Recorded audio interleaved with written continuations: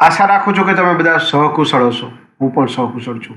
આજે 20 March 2026નું current affair લઈને તમારા માટે હાજર થઈ ગયો છું. તો ચાલો મોડું ન કરતા આજનો વિડીયો શરૂ કરીએ છીએ. એની પહેલાં કહેવા માંગીશ કે ચેનલ પર નવા હો તો સબસ્ક્રાઈબ કરીને રાખજો.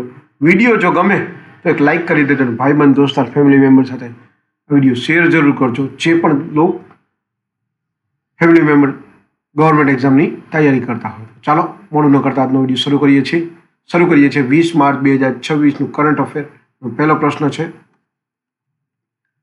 વર્લ્ડ હેપીનેસ રિપોર્ટ 2026માં પ્રથમ સ્થાન કોણે મેળવ્યું? સાચો જવાબ છે ફિનલેન્ડ.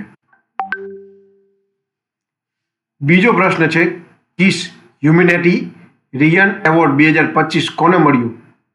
સાચો જવાબ છે નીતા અંબાણી. ત્રીજો પ્રશ્ન છે, IPL 2026માં સનરાઇઝર્સ હૈદરાબાદ ટીમના કેપ્ટન કોણ બન્યા? સાચો જવાબ છે ઈશાન કિશન. ચોથો પ્રશ્ન છે, 24 સ્પીડ પોસ્ટ સેવા કયા વિભાગે શરૂ કરી? સાચો જવાબ છે પોસ્ટ વિભાગ. પાંચમો પ્રશ્ન છે, ચીનમાં ભારતે નવા રાજદૂત તરીકે કોની નિમણૂક કરી? સાચો જવાબ છે વિક્રમ દોરેસ્વામી. છઠ્ઠો પ્રશ્ન છે, આંતરરાષ્ટ્રીય ખુશી દિવસ ક્યારે ઉજવાય છે? સાચો જવાબ છે 20 માર્ચ. સાતમો પ્રશ્ન છે, વર્લ્ડ હેપીનેસ રિપોર્ટ 2026 મુજબ ભારતનું સ્થાન શું છે? સાચો જવાબ છે 116મું.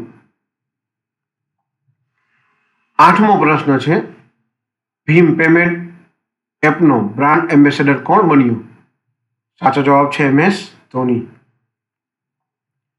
નવમો પ્રશ્ન છે, વૈશ્વિક નાળિયેર ઉત્પાદનમાં પ્રથમ સ્થાન કયા દેશને મળ્યું? સાચો જવાબ છે ભારતને.